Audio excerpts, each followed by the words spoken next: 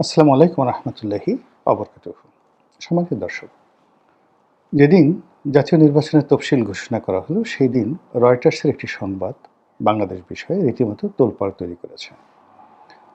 আমাদের রাষ্ট্রপতি জনাব শাহাবুদ্দিন চুপ্পু তিনি আন্তর্জাতিক গণমাধ্যম রয়টার্সে একটি সাক্ষাৎকার দিয়েছেন হোয়াটসঅ্যাপের মাধ্যমে, এবং তার সেই সাক্ষাৎকারে তিনি যে বিষোদ্গার করেছেন, যে কথাগুলো বলেছেন এবং প্রকারান্তে যে হুমকি দিয়েছেন, এই মুহূর্তে সেটি সামাল দেওয়া সরকারের জন্য খুবই কঠিন হয়ে যাবে। এবং সরকার যেভাবে সবকিছু সহজ মনে করেছিল, বা সরকারের সাথে যারা সমর্থক গোষ্ঠী রয়েছেন তারা যেভাবে সবকিছু একেবারে জলবৎ তরলং জলবৎ তরলং জলের মতো একদম পাতলা, সহজ সরল এরকম মনে করেছিল, আসলে ঘটনাটা ওইরকম নয়। জনাব শাহাবুদ্দিন চুপ্পুর সম্পর্কে আমি বেশ কয়েকটি ভিডিও করেছিলাম। তো সে সকল ভিডিওতে আমি যেটা বলেছিলাম যে এই ভদ্রলোক জন্মগতভাবে সাহসী, প্রচণ্ড সাহসী। সাহসী মানুষ সব কিছু করতে পারে। তিনি একজন মুক্তিযোদ্ধা, এবং যখন বঙ্গবন্ধুর ৭৫-এর ১৫ই আগস্টের পর যখন সবাই পালিয়ে গিয়েছিল তখন তিনি বিদ্রোহ করেছিলেন, জেলে গিয়েছেন। জেল থেকে বের হয়ে তিনি বিসিএস পরীক্ষায় পাশ করেছেন, জেলা জজ হয়েছেন।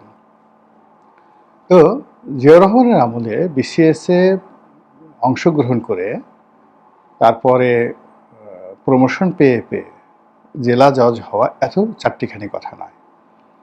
তিনি যখন জজ ছিলেন তখন জজ বলতে বিশাল একটা ব্যাপার, যেনতেন ব্যাপার নয়। তো সেক্ষেত্রে ডক্টর মোহাম্মদ ইউনূস চট্টগ্রাম বিশ্ববিদ্যালয়ের টিচার বা অন্যান্য যারা আছেন, তো এডুকেশনের দিক দিয়ে আপনি জনাব শাহাবুদ্দিন চুপ্পুকে কোনো অবস্থাতেই নিচে ফেলতে পারবেন না। আর যদি রাষ্ট্রীয় মর্যাদা বলেন, এখন তো ডিস্ট্রিক্ট জাজের মর্যাদা সচিব পর্যায়ের, তো এটা তিনি অনেক আগে হয়ে আসছেন। তিনি দুর্নীতি দমন কমিশনের যখন কমিশনার ছিলেন, বাংলাদেশের যত রথী মহারথী রয়েছে, কেউ তার পা ধরেছেন, কেউ তার হাত ধরেছেন, কেউ তার বন্ধু হওয়ার চেষ্টা করেছেন। ফলে পুরো আওয়ামী লীগ জমানাতে দুদকের সবচেয়ে পাওয়ারফুল কমিশনার তদন্ত, এই পদটিতে থেকে এই বাংলাদেশে কার কতটুকু ওজন আছে, কার কতটুকু সাহস আছে, কার কতটুকু সম্পত্তি আছে, কে কতটুকু বড় কথা বলতে পারে, এটা জনাব শাহাবুদ্দিন চুপ্পুর মুখস্থ। ওটা এরকম একটা পোস্ট। তৃতীয়ত, তিনি সেখান থেকে এস আলমের যে ইসলামী ব্যাংক, সেই ইসলামী ব্যাংকের পরিচালক হিসেবে তিনি দায়িত্ব পালন করেছেন। ইসলামী ব্যাংক বাংলাদেশের সবচেয়ে বড় ব্যাংক। তো দুর্নীতি দমন কমিশন থেকে গিয়ে ইসলামী ব্যাংকে গিয়ে আবার পরিচালক হয়েছেন। ফলে পুরো আর্থিক সেক্টর, স্পেশালি ডক্টর মোহাম্মদ ইউনূসের কতটুকু ক্ষমতা আছে, কি করতে পারেন, কয়টা টাকা আছে, এটা তিনি এখন একেবারে ওজন করে নিখুঁতভাবে, সোনা যেভাবে ওজন করে সেভাবে ওজন করে বলতে পারেন। তারপর তিনি রাষ্ট্রপতি হয়েছেন। রাষ্ট্রপতির চেয়ারটা এরকম, তার প্রোটোকলের জন্য একজন মিলিটারি সচিব আছেন, মেজর জেনারেল পদমর্যাদার অথবা লেফটেন্যান্ট জেনারেল পদমর্যাদার। তার একজন ব্যক্তিগত সচিব আছেন, তিনি সচিব পদমর্যাদার। তার কাছে যারা যায় বাই প্রোটোকলে প্রধান বিচারপতি যান। বিচারপতিদের অপসারণ ক্ষমতা তার হাতে। দুর্নীতি দমন কমিশনের বার্ষিক প্রতিবেদন তার কাছে জমা দিতে হয়।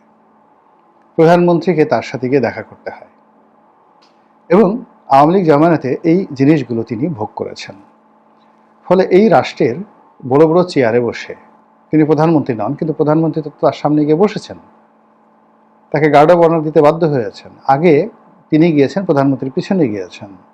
তো শেখ হাসিনার মতো মানুষ যদি শাহাবুদ্দিন চুপ্পুর সামনে গিয়ে মহামান্য রাষ্ট্রপতি বলতে পারে, সেখানে এখন মানে এই অন্তর্বর্তীকালীন সরকারের প্রধান, আমি আর বললাম না, আপনারা বুঝে নেন বাকিটা। তো সেই অর্থে শাহাবুদ্দিন চুপ্পুর এই কাহিনী বলার অর্থ যে তাকে আপনি যত ইজি মনে করেছেন, যত চুপচাপ মনে করেছেন, আসলে তিনি তত চুপচাপের মানুষ নন। তার নির্বাচন এলাকায় গিয়ে খোঁজ নিয়ে দেখেন, অত্যন্ত জনপ্রিয়। একেবারে ছাত্র বয়স থেকেই মানে মাটি এবং মানুষের রাজনীতি তিনি করে আসছেন। রাস্তায় বসেন এবং মানুষের সাথে বন্ধুত্ব করেন এবং রাষ্ট্রপতি হওয়ার পরেও তার সেই বন্ধুত্ব তিনি বজায় রেখেছেন। Public oriented, he is a grateful man.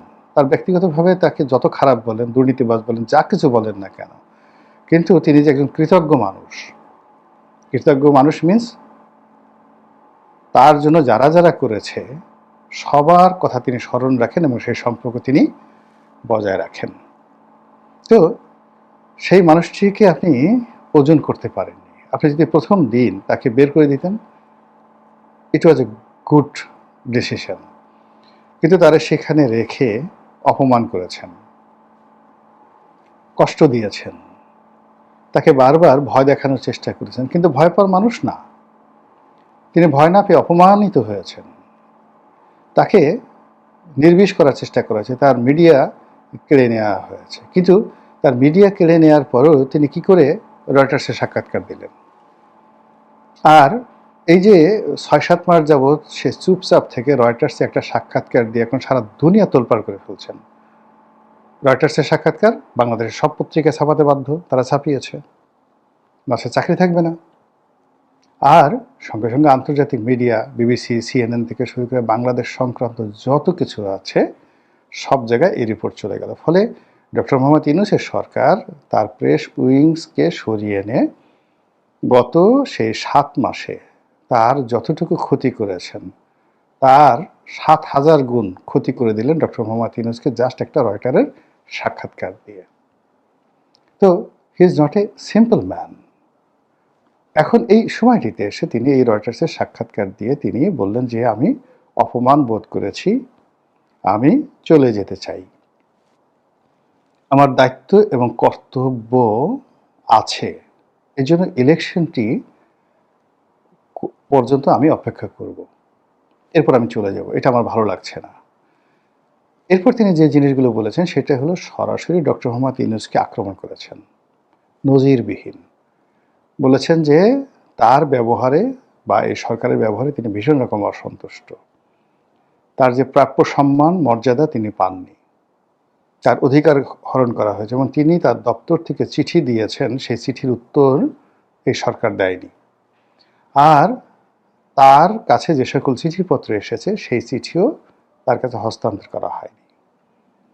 তার অনেকগুলো বিদেশ সফর ছিল, যেটি রাষ্ট্রীয় প্রটোকলে বিদেশ থেকে এসেছিল, বিভিন্ন সংস্থা, রাষ্ট্র তাকে সেখানে নিমন্ত্রণ বা আমন্ত্রণ জানিয়েছিল। এই খবরগুলো পর্যন্ত তার কাছে পৌঁছানো হয়নি।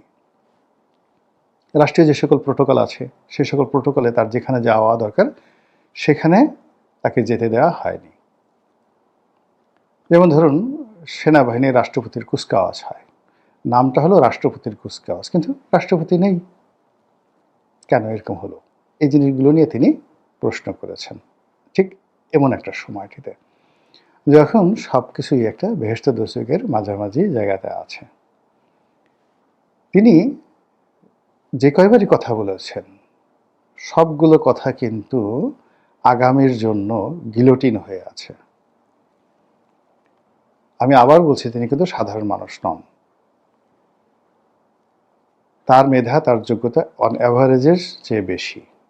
তিনি বলেছেন একবার, ক্ষুদ্র একটা ব্যাপার, মানবজমিনের মতিউর রহমান চৌধুরীকে চা খাওয়ার জন্য দাওয়াত দিয়েছেন, কথা প্রসঙ্গে একেবারে ভালো মানুষের মধ্যে জাস্ট একটা গুপ্ত তথ্য দিয়েছেন, যেটা একটা সাংবাদিক কখনো গোপন রাখতে পারে না।